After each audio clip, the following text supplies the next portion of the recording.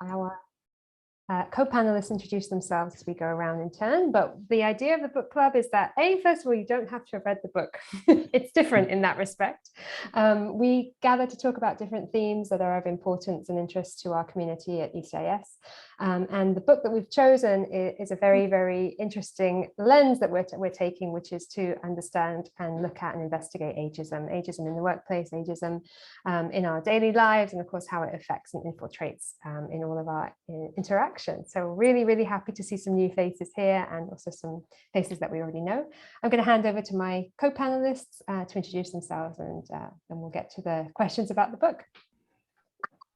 Sarah, would you like to? Okay, I'll start off with, yes, hello. So I'm Sarah Kupke. So some of us know each other well. Some of us have met on occasion. Welcome to everybody here today. I'm head of professional learning at ECIS and read this wonderful book. I wondered what on earth the suggestion of a book that's called This Chair Rocks was, what the relevance was going to be, and within 2 pages was pretty clear on what the relevance was going to be. It's fascinating. It was really helpful for me to extend my thinking somewhat, and I'm looking forward to conversation today. I'm absolutely delighted to say that we have a number of people here who are possibly not from ECIS schools, but are on the call and giving us a wonderful diversity in terms of age within our group. So to our older contributors today, thank you so much for joining us. You're very welcome to put your cameras on if you'd like to, and as the conversation develops, to ask questions either by writing in the chat or by chipping in. It's absolutely delightful to see such a diverse group of people here today, here for the conversation. So thank you. Over to Jeff. All right, thank you, Sarah, and thank you, Kyra. It's good to see everybody here and to be part of this conversation. The last book we read, I found as provocative as this one. The last book was Empire Land, about the legacy of British imperialism on the world as we know it today. And in a similar way, this book has impact that is prevalent throughout the world that we inhabit today. And I look forward to this conversation, not only with fellow panelists here, but I understand we may have a special guest at 1:30 that will add a new element to the conversation. So thanks again, too, for having me be part of this. Thanks, Kyra.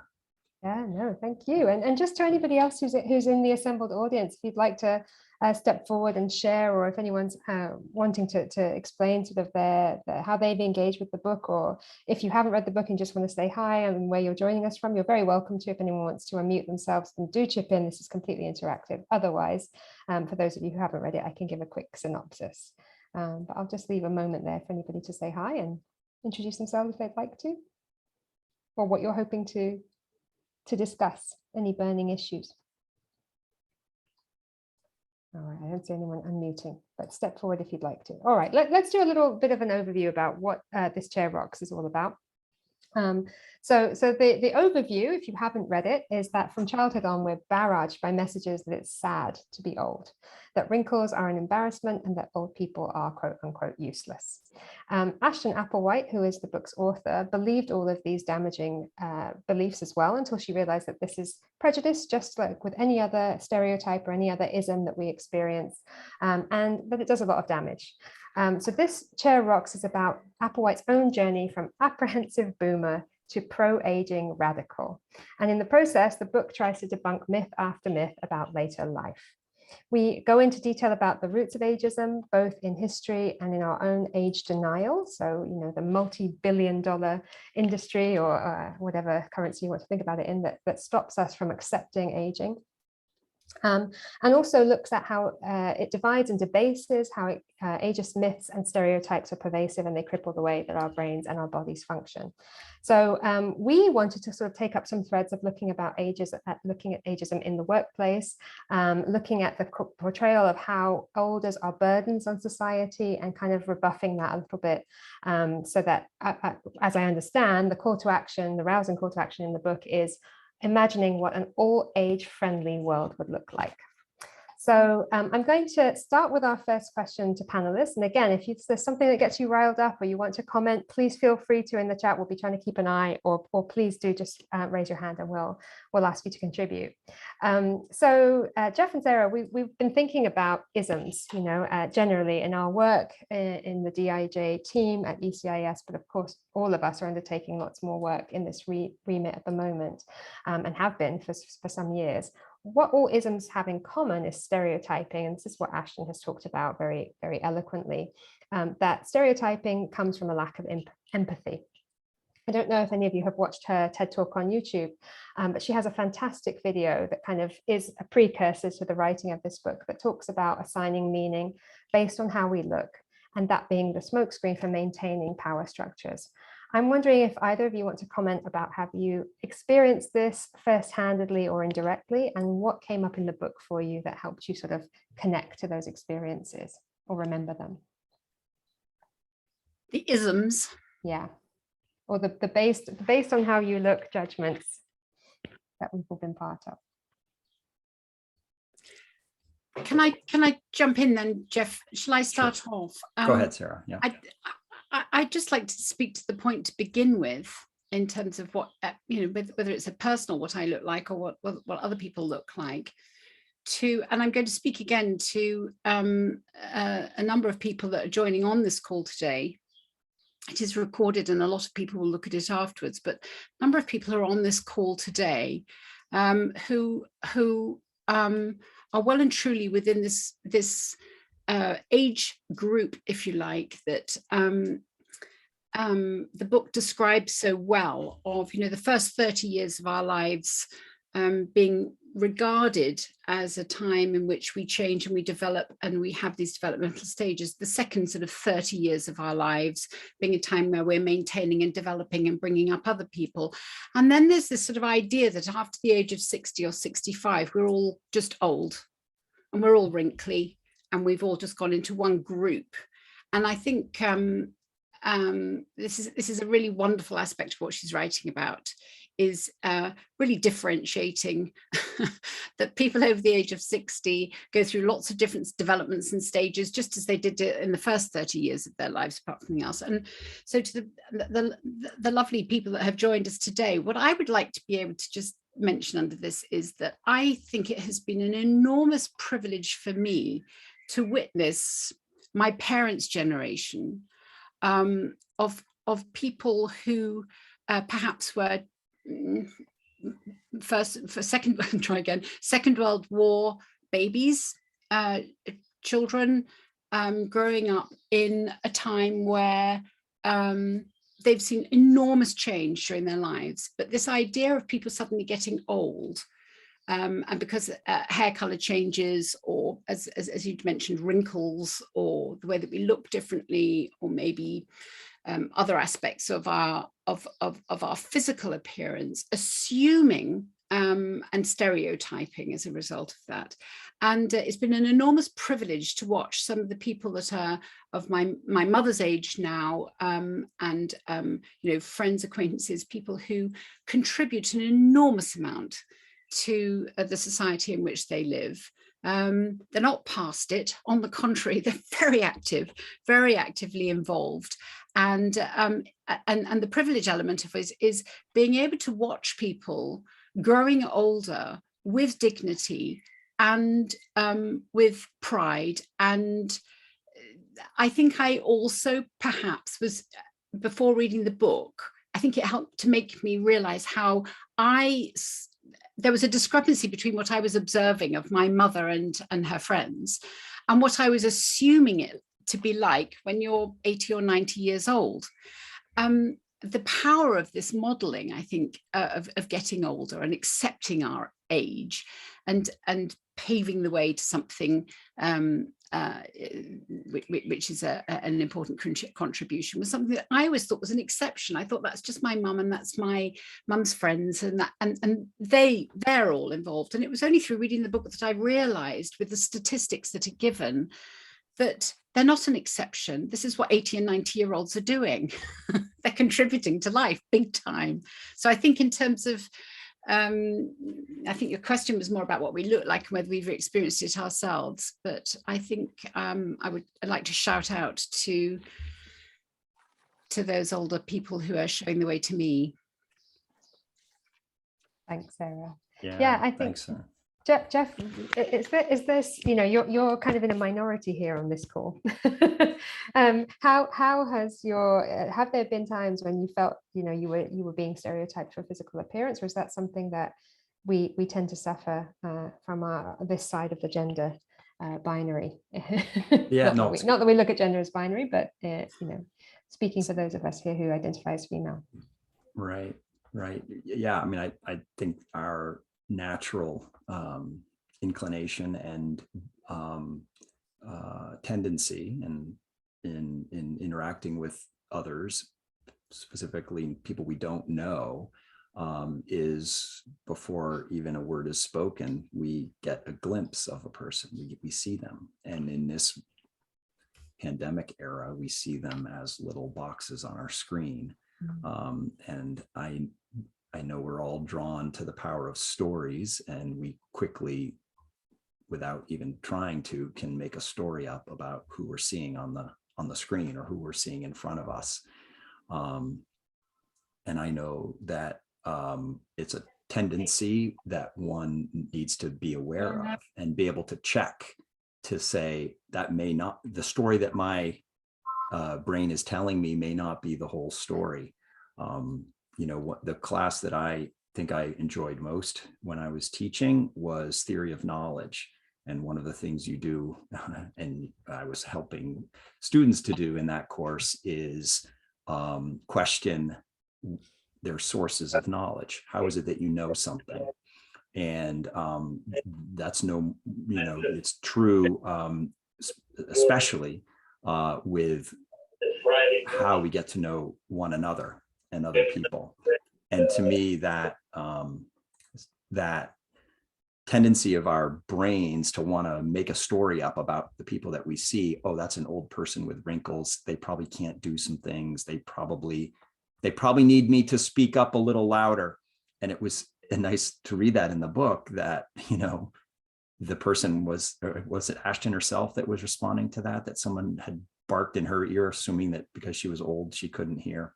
Yeah. So these assumptions that we make, you know, with gender, with race, and with age. And I guess for me, one of the big revelations of this book was the power of this ism, ageism, and the influence throughout our kind of culture. And that power is as deeply rooted in our, you know, upbringing, awareness, and cultural exposure as anything.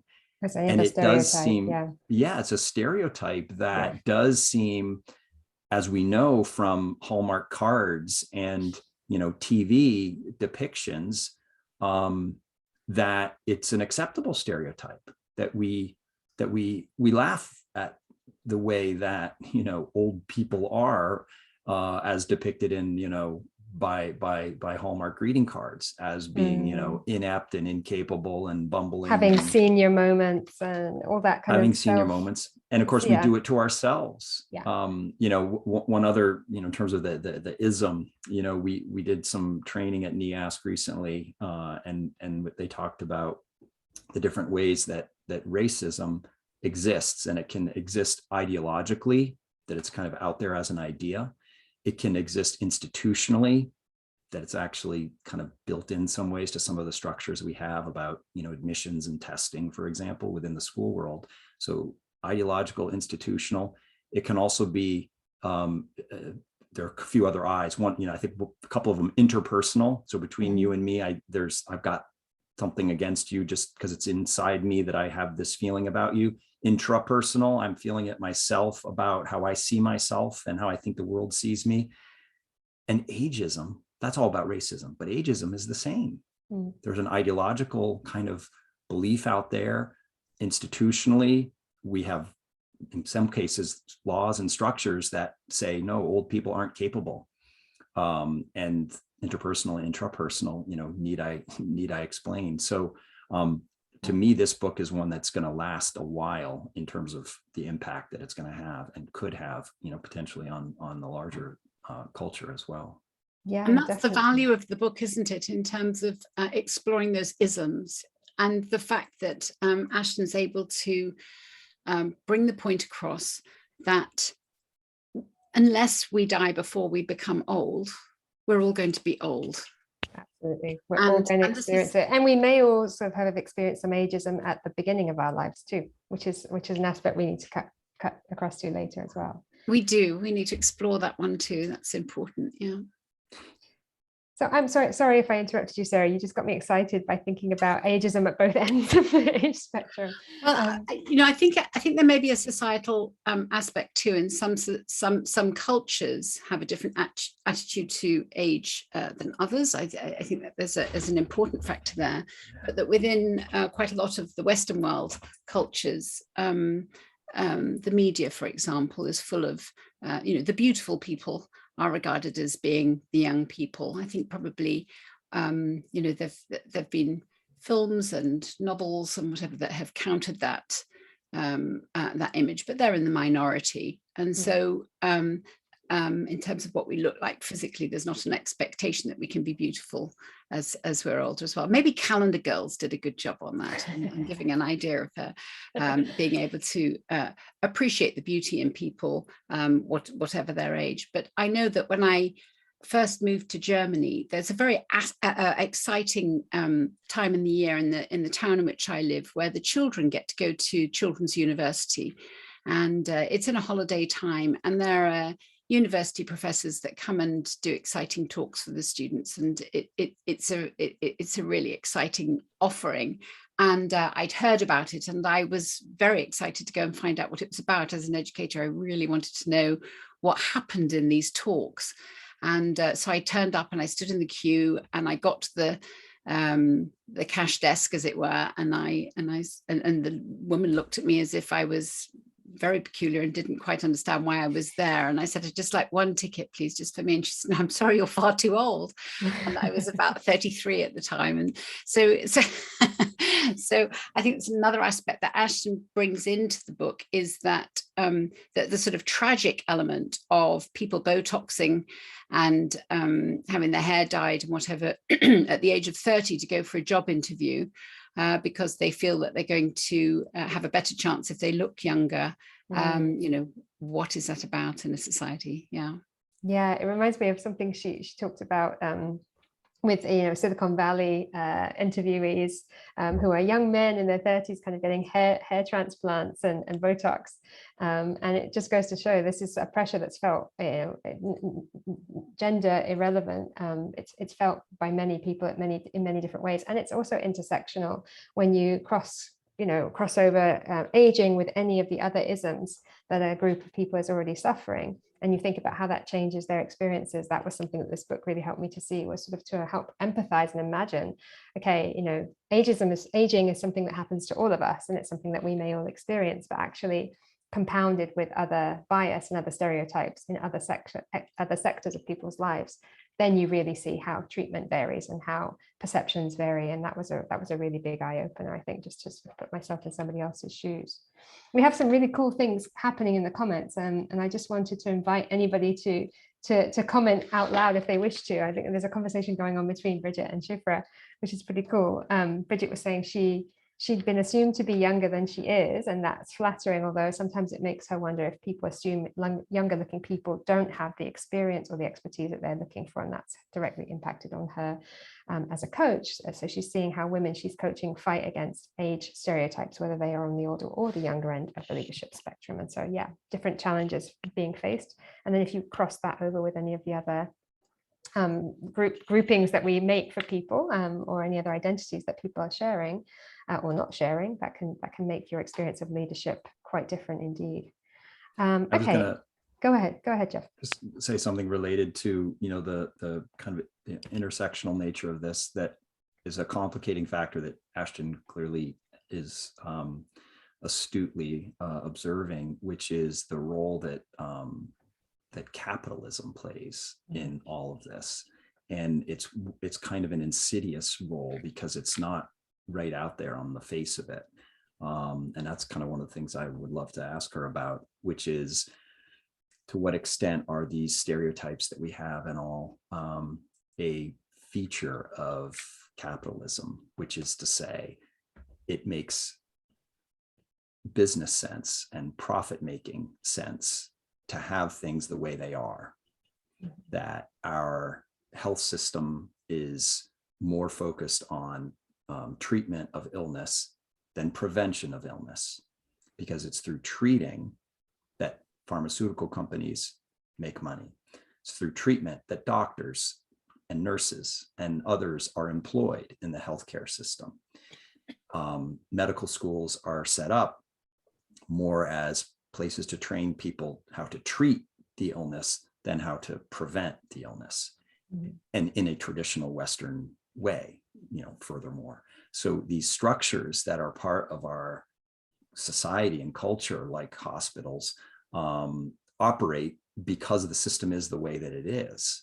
And what she's suggesting is that's not a good system. That's a system that undervalues and undercuts well-being and undercuts the value of a whole generation of people. Now, on the other side of the age spectrum, the word adolescence was not even a word until a little more than 100 years ago. That is, it wasn't considered a stage of development. And there was a book written right around the turn of the century, 1900s, early 1900s, on this notion of adolescence. And it was as school systems were being developed that were more like what we have today, which before were not quite as well organized. And guess who loved the idea that there was a distinct stage of development called adolescence, which didn't exist before it had a name, because people just grew up and they grew through stages of development. But once you could identify adolescence as a stage, boy, then the marketeers could figure out, okay, we're going to appeal to this particular class of individual called an adolescent. And not to go into too much detail on that, but in old age, we have kind of the same thing. We have a whole industry that's built up around this notion that, no, there is a stage and this is what happens and this is what you should be and do and buy, and how you should be treated when you're in that stage, whether or not it makes sense, whether or not it's good for people, whether or not it's good for our culture and our society and our well-being. So I'm struck by the relevance and the coherence between this discussion about old age and a discussion one could have about adolescence as its own, kind of distinct feature that kind of we created and we benefit from, we being, global capitalism in its own way. Very salient points, Jeff. And I didn't know that adolescence was a new word, relatively new word, but it makes total sense, the segmentation of audiences for marketing and promotional purposes. Right. That's what we do. Shifra has her hand up. I'm so happy that there's some audience participation coming in. So Shifra, please do share with us what your thoughts are.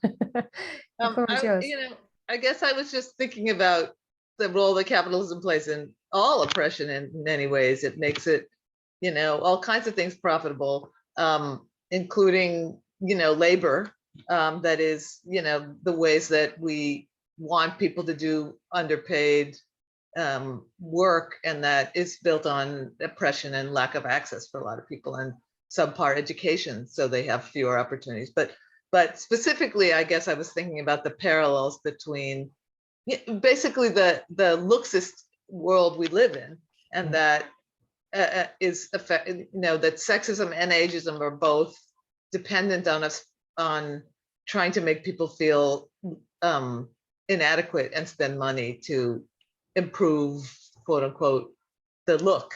And so that's, highly profitable, in addition to what you were saying, Jeffrey, about the healthcare system, which doesn't, well, at least in the US, is, highly broken and doesn't necessarily meet the needs of even people with very good health insurance.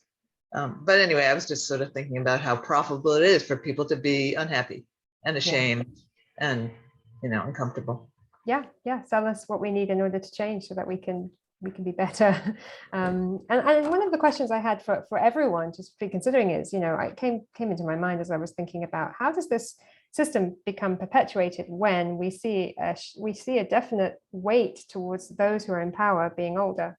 So how do we shore this up? How is this still happening? How is our society still so ageist when those who are in, generally speaking, decision-making positions of power tend to be on the older end of the spectrum? Any thoughts there on why, or is it the same question that we're just attacking from a different angle, which is money talks? Any other ideas there?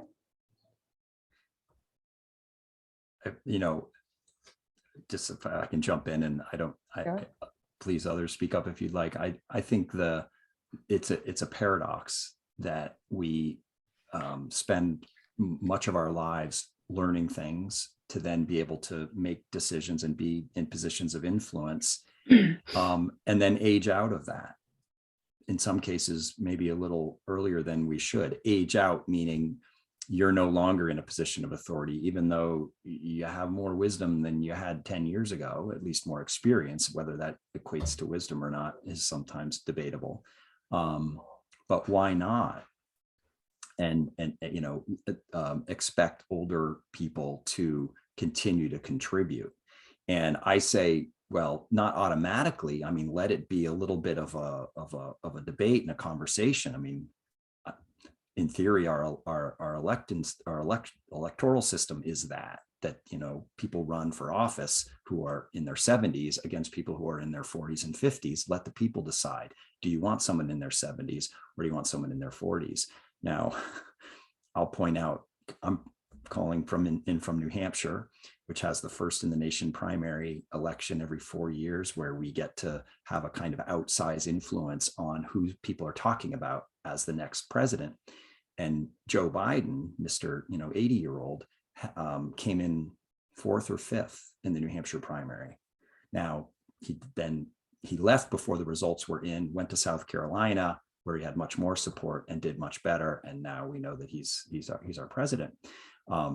So we in New Hampshire, for our little spot on the globe, had a say in this question of, do we want old or young? And we, in our state, I think Pete Buttigieg, who's like in his 40s, got most of the votes. He was number 1 or 2, I think, in the tally of just that initial kind of straw poll here. So it's a relevant question, absolutely relevant to our daily lives, what value we place on those with more age and experience, and all that comes with it. And I'm mindful of that in my own situation in my mid-50s, feeling like, okay, before my retirement, if I'm going to retire at 10 years from now, I've got 10 more years to actually have an impact. But then I say, well, wait a minute, why should I think that at 65 I stop having impact? It's like that, because that's in my brain, that's what you do when you're 65.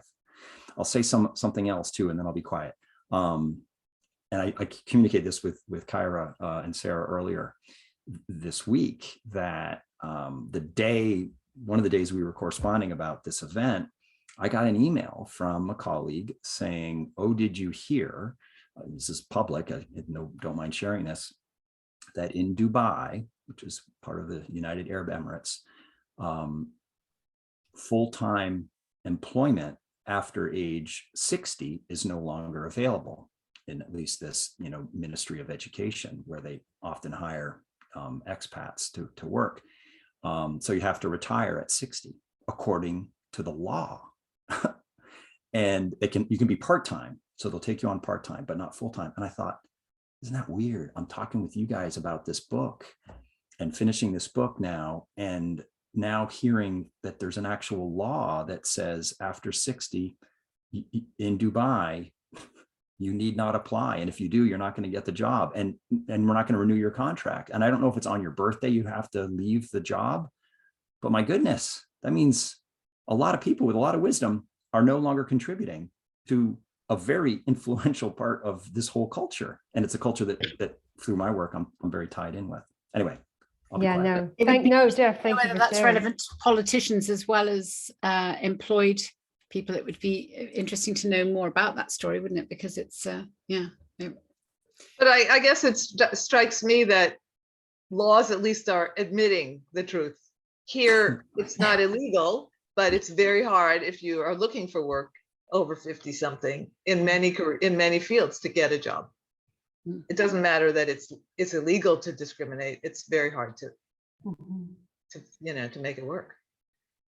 So those of you who with eagle eyes may have noticed that we have a new guest in the call, and I just want to take a moment to say our biggest thanks to Ashton Applewhite herself for joining us, and for zooming in on us on what I know has been a very busy week for you. I believe you've just flown back to the US from Norway, and so you're probably feeling a little bit jet lagged. Let me just give you the quickest of introductions, because I like to introduce people properly, and I know you won't say all this about yourself.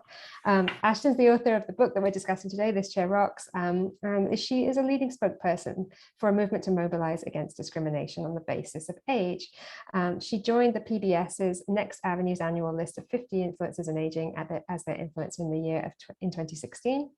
She's been recognized by many publications such as the New York Times, NPR, the New Yorker, and the American Society on Aging as an expert on ageism. She blogs at thischairrocks.com. I'll put that in the chat in a moment, and has written for Harper's, The Guardian, and The Times. She's been named as a fellow by the Knight Foundation, the New York Times, Yale's Law School, and the Royal Society for the Arts. And in 2015, she was included in a list of 100 inspiring women who are committed to social change. So we are absolutely overjoyed that you made time in your schedule for little old us.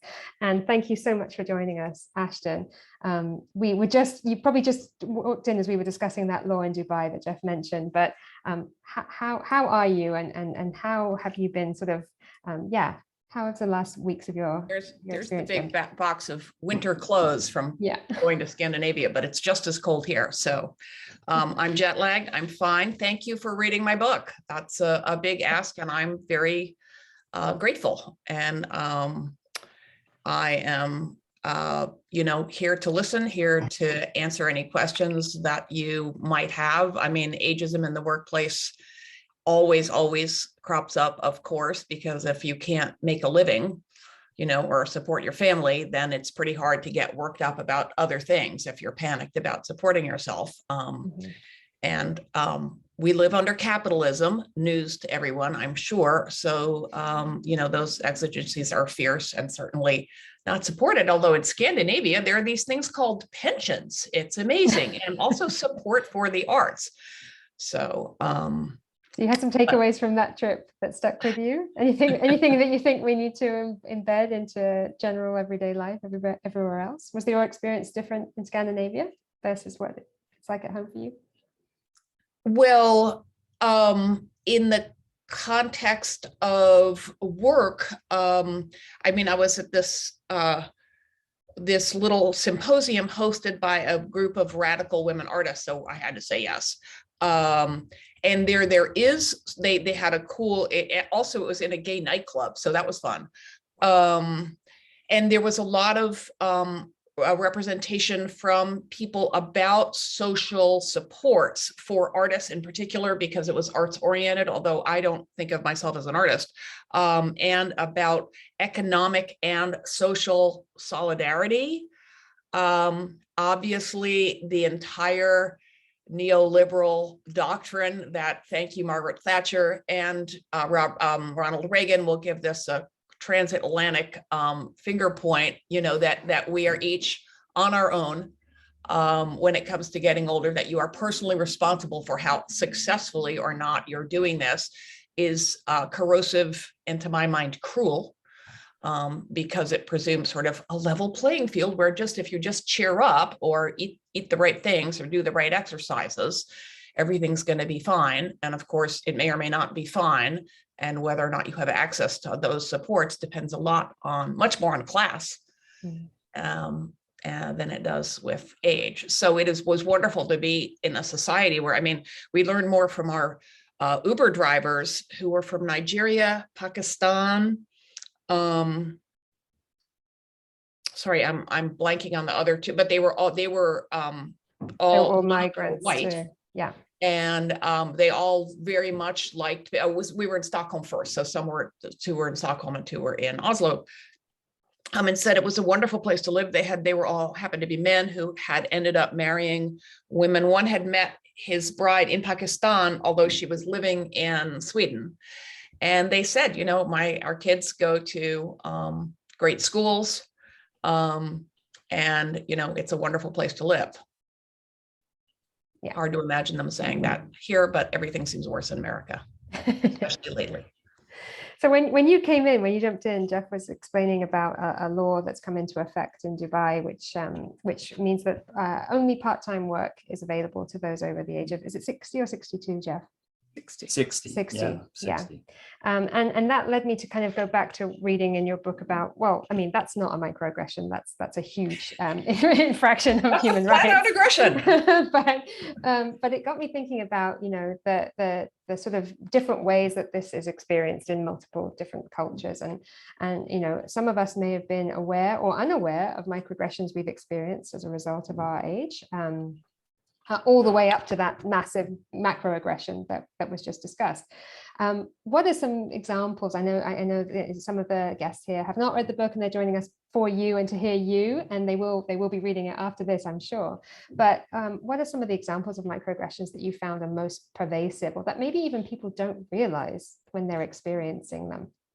Well, really, any random comment about age and it is almost always, because we live in such a youth obsessed culture, a negative comment about older age, but it can also be, you know, did you just start here? Is this your first job? You know, something that presumes inexperience, or how could you know enough? I mean, I remember, I'm pretty healthy, but I had a kidney infection a while ago, and there I am in the hospital, and I'm looking around, and every doctor around me looked about 12. And, you know, and then I was like, my niece is a doctor and she's 12 and she knows, you know, she's incredibly skilled, but I had to do that thing of, just because they look incredibly young does not mean that they are not incredibly well qualified to take care of me. So, you know, age is, it's ironic, it's a paradox, because I want a world in which age is named and we all claim our age, but it is neutral and recedes in importance because age has so little to do, especially the older we become, with what we're capable of, what we're interested in. So any comment about age it's rarely neutral. And if it is negative, that is a microaggression. What's the point of referring to it? Classic example, you look great for your age. You look great for your age too. What's the age doing there? Right? It's almost always there, and training yourself to listen for it is really useful, I think, because it's one of the things that helps us see, oh, this stuff is embedded in the culture. It's often unconscious, but it's almost always unconscious. The person, I'll paste a link to a little video that I just did. I have this Yo, Is This Ageist blog, and I just, as it happened, the latest one is a response to a guy who says, I work with all younger people and they're always saying derogatory shit about old people, and, you know, what do I do about it? And it is almost always unconscious, and those people almost certainly don't realize that it is making this person feel badly. Same with racist microaggressions. Oh, you know, you're so articulate. Yeah. You know, well, why wouldn't I be, just because I'm not, you know what, and so on. And it's hard to call it out, but when we do, of course, if we're silent, nothing changes. And it is the gratifying part of it is that if you can figure out a way to do it that doesn't put people on the defensive. And I think, I like to think, and I'll stop talking and you tell me if I'm delusional. I think that we are better progressive people everywhere in the world at acknowledging the existence of microaggressions and the awareness of internal bias, and are a little quicker to instead of being defensive, I'm not biased, you know, to think, gee, maybe something is going on that I need to look at. I love that curious approach, and I think that's the way to attack all inequality. Really, is to go at it with a curiousness that says, what do I believe and why, and where are my inputs kind of leading me down a trail that maybe are not healthy, or that are not expressing what I really mean or what I really want to say. And Bridget has a great example on the other end of the spectrum, because as most of us here are educated, or at least some of us here are educated, and we work with young people all the time, there are many expressions that might come up. You're wise beyond your years, for example. And so those microaggressions are something that we may be enacting in our own settings as well. I think we've seen that often we don't trust young people or give them the respect or the trust that they deserve, and why not? And that's definitely sometimes an age-related discussion to have. Sarah, I wonder if you wanted to hop in on sort of the next question about that, which I just sort of gotten thinking about ageism working both ways, and how are we negatively stereotyping the young? Because I think that's a side of the conversation we need to have. Yeah, thinking about schools and the way that we treat or that we even organize and structure schools in age appropriate settings. And I mean, going back to my training hundreds of years ago, we talked about age and stage of development. And whilst there are stages of development, there's an assumption there immediately, which is just immediately put us into a box that this is going to happen at a particular age. And so we set up those structures at a very early stage in children's lives to assume that they're going to be able to do certain things at certain ages. We ask children at their birthdays, what are you going to be now that you're going to be 7, or now that you're going to be 8, or what's that going to be like? And we're constantly reinforcing this idea of things happen at certain ages, and that the older you get. I always wanted to be 13 until I was 13. I mean, I think I spent the first 13 years of my life just thinking that that's going to be a really sophisticated age to be, because you can do everything when you're 13. And then it was a bit of a shock to get at the age of 13 and realize that it wasn't a particularly exciting thing after all. But we're setting up children all the time. You'll be able to do that when you're older. And then that suddenly turns into you won't be able to do that anymore because you're too old for it. And I think you touched on this earlier, Kyra, the idea that experience. Jeff also mentioned, we hope that we get older and wiser through experience, and they don't necessarily go hand in hand. But that with it, but that experience is important, and it's an important aspect of being able to develop our abilities, capabilities, growth potential, interactions with others, and yet we've seen in recent years some wonderful examples of very young people speaking very wisely to the United Nations, or through the social media, or in whichever way. And then there's lovely comments come that Ashton's talking about, you're extraordinarily articulate for your age. Why wouldn't I be? I'm on a town council here in the south of Germany, and we're 56 people on the council, and a couple of the very inexperienced, very young council members are probably the most active, the most articulate, the most well-read in terms of legal aspects, possibilities for researching alternatives and so forth of the whole group. We've also got some very old people, or older people, I should say, shouldn't I, Ashton? There's nothing wrong with old. It's a perfectly good word. If they're like north of 70, they're pretty old. They are. I mean, and then that was ageist of me to give a number. But if, my definition is if there's more road behind you than ahead, you are no longer young. And, in the big numbers, you're old.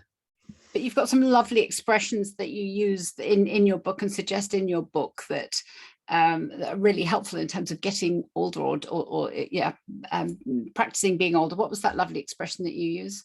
Old person in training. Old people in training, that's right. Well, we've got some old people who are no longer in training. They're really very well experienced at being old on the town council as well.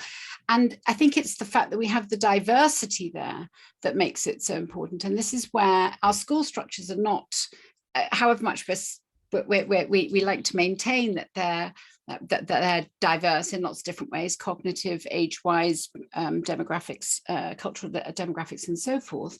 They're not. We start children off in homogeneous groups of age, at least, and it's interesting that we're still doing that since the Industrial Revolution. So, yeah. Ashton, sorry, Jeff, I'll let you, I just want to pose a question to Ashton to think about while you comment. It's about the concept of age appropriate. You mentioned that you think this is only relevant in a certain stage of development, and then after that, there's no such thing as age appropriate. I wonder if you could pad that out a little bit for us. Well, I think that where I think of age appropriate, my mind goes immediately to those hideous clickbait things of like 17 annoying things millennials do, or 8 things, women over a certain age should never wear. And I've finally broken myself of the habit of clicking on them so that I don't, waste time in a spiral of annoyance.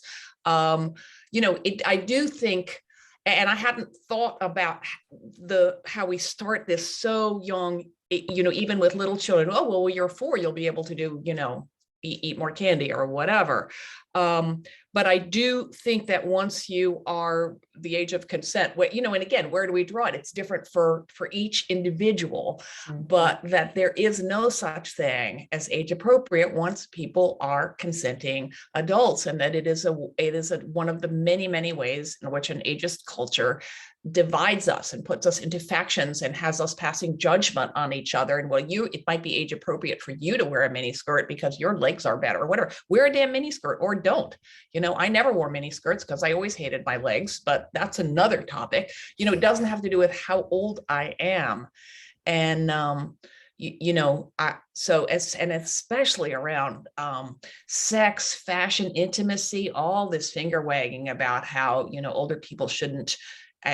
One of the best pieces of advice I got when writing my book was don't use the word should, and the way aging is complicated. We each have to navigate this stuff in our own way, at our own speed, and especially for women who are barraged with messages from childhood on about what we should wear and how we should talk.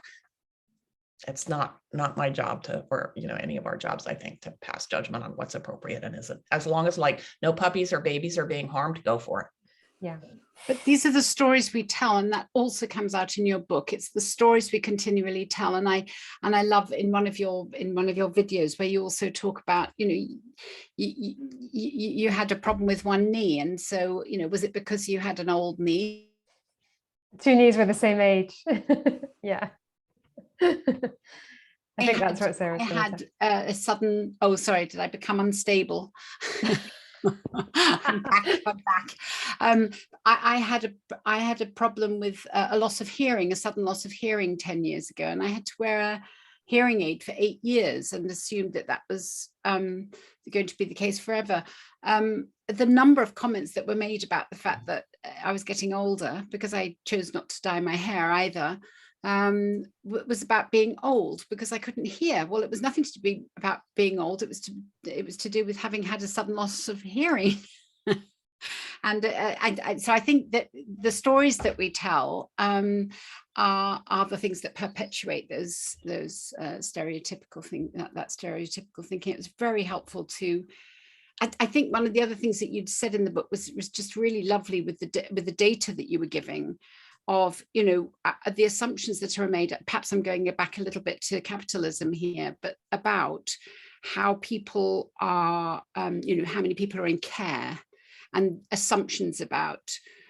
I was saying right at the beginning, Ashton, my parents' generation, I was assuming that they were the people that were active and they just had lots of engagements with one another, and they, some of whom are in this call today, were people who were just very active contributors to society. But perhaps it was just everybody else that, the other 50% of people over the age of 75 who must be in homes and so forth. And your data on the United States, at least, of, as you said, the percentage of Americans over 65 years living in nursing homes, you gave us 2.5%, and I nearly fell off my rocking chair.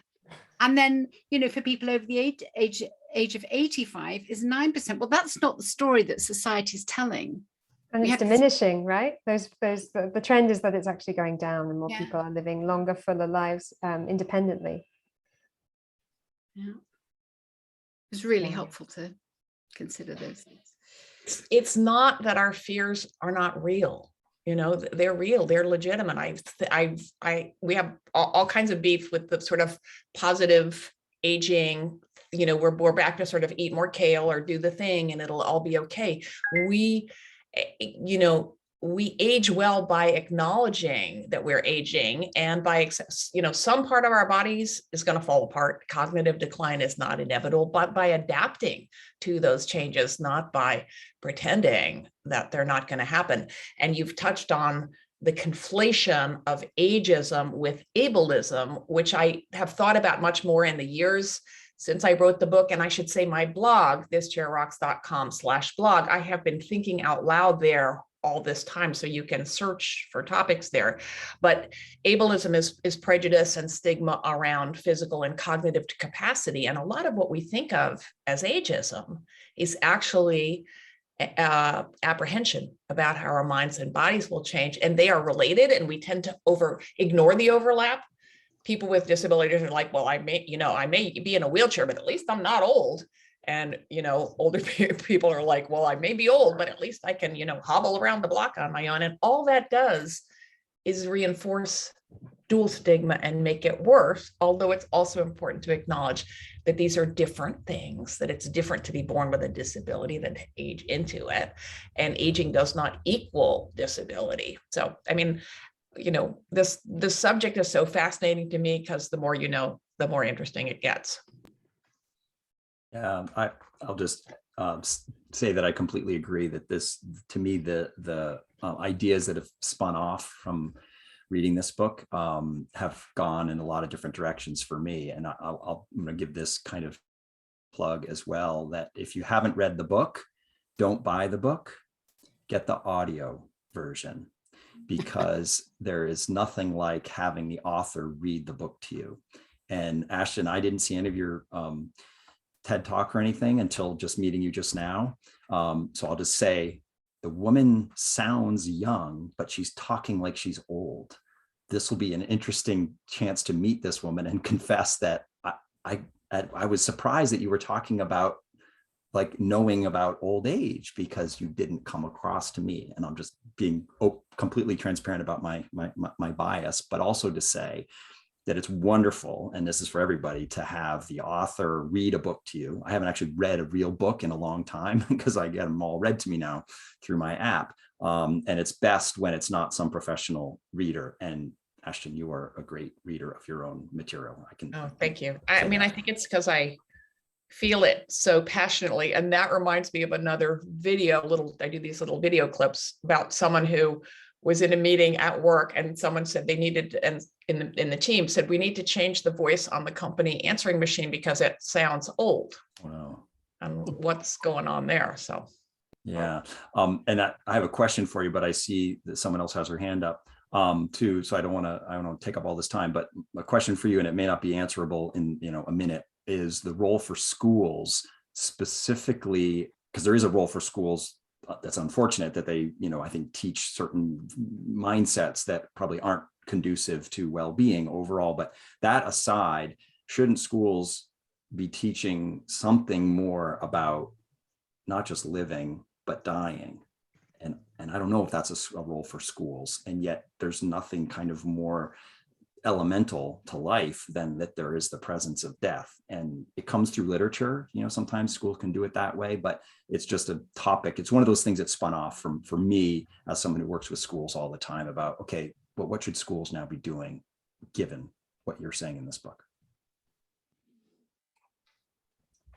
I'm not an educator. What I wish schools would do is teach children about ageism if and when they teach them about racism and sexism, that would be a higher order priority to me. I also think there's a tendency to conflate aging and dying. I agree absolutely that we should all educate ourselves about, and you know, part of accepting that you're aging paves the way to accepting that you're mortal. So I see the social movement as related, but I see addressing mortality as I'm a little biased, because a lot of times people think, well, ageism is natural or normal. Watch out for those words, because we're all going to die and people don't want to think about dying.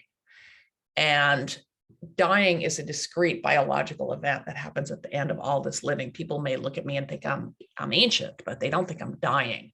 So I push back a little against the conflation of the two, but that's because I'm biased. Yeah.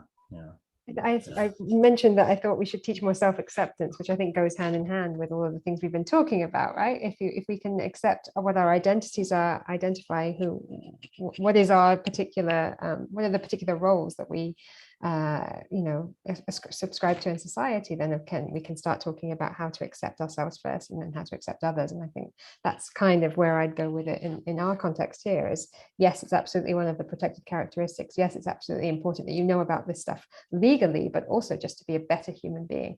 And that takes me to the next question. And we have a few minutes left. Right. Can I just jump in, because Anne Bradley's had her Anne's had her hand up. Exactly. Yeah. Let me go to her. Wrapping up fairly soon. So. Yeah.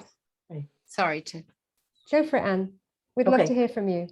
Thank you. Well, I have a confession to make that Jeff is my son, and I'm very excited to be here, and especially on this topic, because my husband and I just moved with Jeff's help and his brothers to a continuing care retirement community.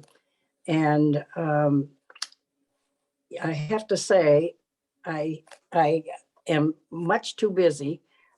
You know, people are always saying, can you do this? And will you be on this committee or that committee? In fact, I have to go soon because I'm part of a research project. I'm 84 years old, and I have a meeting that's kind of around the United States happening in a few minutes.